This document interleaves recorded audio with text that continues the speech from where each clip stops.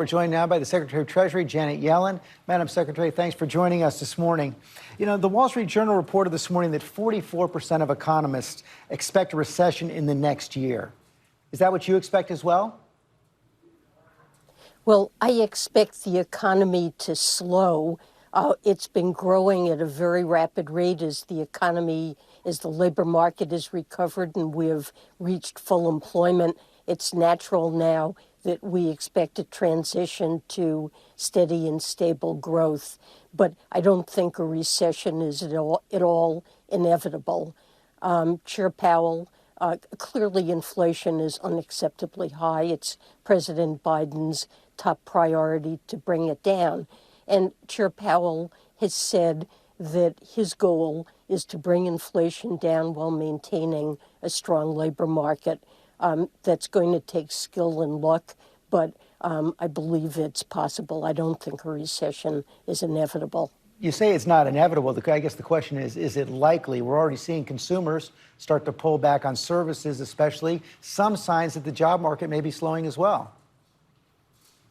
Well, I think consumer spending remains very strong. There's month-to-month volatility, but overall spending is strong, although patterns of spending are changing, and higher food and energy prices are certainly affecting consumers and making them change their patterns of spending. But bank balances are high. It's clear that most consumers, even lower income households, continue to have buffer stocks of savings that will enable them to maintain spending. So I don't see a drop-off in consumer spending is a likely cause of a recession in the months ahead. And the labor market is very strong, arguably the strongest of the post-war period. Not only is the unemployment rate near historic lows, but there are 2 job vacancies in every unemployed worker. So the labor market remains extremely strong. Unemployment insurance claims near their lowest levels in history.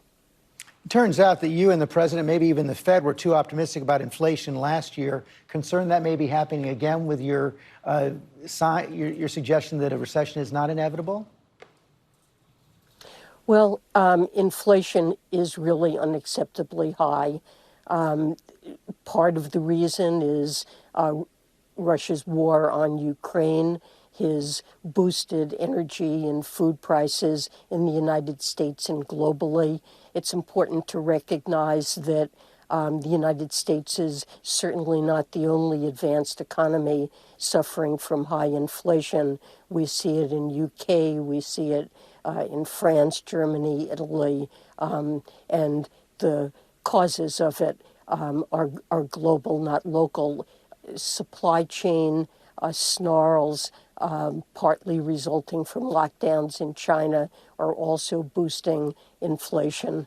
And so these factors are unlikely to diminish immediately, but over time I certainly expect inflation to come down. And I think it's possible to have that happen in the context of a strong labor market. Well, you expect it to come down, but prices are going to go up before they go down, right? Again, most economists expect the inflation rate to move up to around 7% by the end of the year. Does that sound about right to you? Well, we've had high inflation in the first half of this year, and that locks in high inflation really for the entire year. But I do expect in the months ahead that the pace of inflation it's likely to come down, although remember there are so many uncertainties relating to global developments, and we're united with our allies in certainly wanting to take the steps necessary to punish Russia for what it's doing in Ukraine, and there is some spillovers to us as well. You say that inflation is a global problem, and it certainly is, but how do you explain the fact that Europe's core inflation last month was under 4% and the United States was at 6%?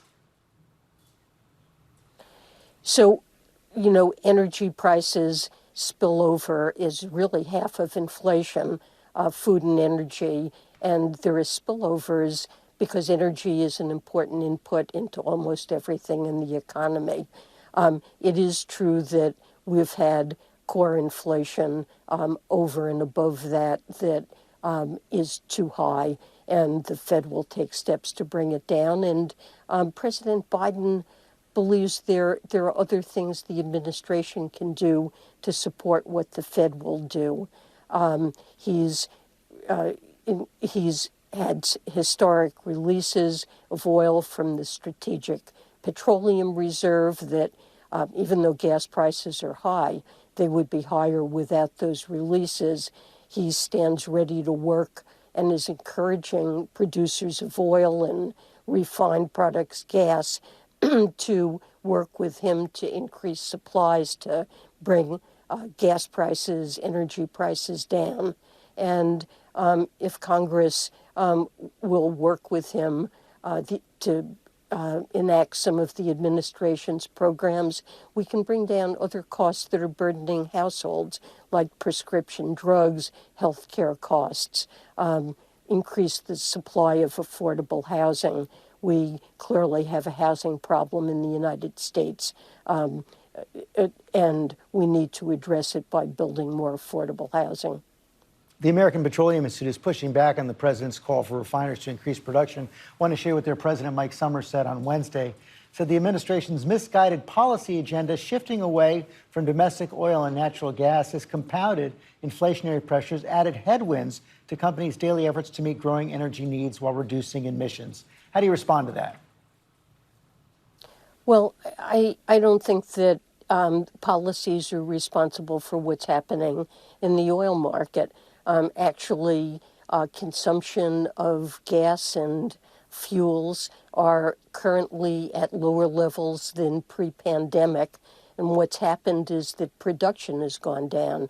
Refinery capacity has declined in the United States and oil production has declined. I think that producers were partly caught unaware by the strength of the recovery in the economy and weren't ready to meet the needs of the economy. High prices should induce them to increase supplies over time. And look, it's a medium-term matter. The way in which we can assure reasonable energy expenses for households is to move to renewables to address climate change as a medium-term matter. That's the way to free us from geopolitical movements in oil prices. How about the short term? Several in Congress are calling for a gas tax holiday as prices average around $5 a gallon. Is that on the table? Well, look, President Biden wants to do anything he possibly can to help consumers. Gas prices have risen a great deal, and it's clearly burdening households. So he stands ready to work with Congress, and that's an idea that's certainly worth considering. How about lifting, this is separate from gas prices, but for broader consumer spending, how about lifting the tariffs on Chinese imports? Well, President Biden is reviewing tariff policy toward China. He inherited a set of tariffs from the Trump administration, many of which were put on as retaliation for China's failure to respond to abuses that were uncovered in a 301 investigation. We all recognize that China engages in a range of unfair trade practices that it's important to address. But the tariffs we inherited, some serves no strategic purpose and raise costs to consumers. And so reconfiguring some of those tariffs so they make more sense and reduce unnecessary burdens is something that's under consideration and could, so we should expect that soon? Marginally on inflation. It's under consideration. I don't want to get ahead of where the policy process is. Secretary Yellen, thanks very much for your time this morning. Thank you. Hi, everyone. George Stephanopoulos here. Thanks for checking out the ABC News YouTube channel. If you'd like to get more videos, show highlights, and watch live event coverage, click on the right over here to subscribe to our channel. And don't forget to download the ABC News app for breaking news alerts. Thanks for watching.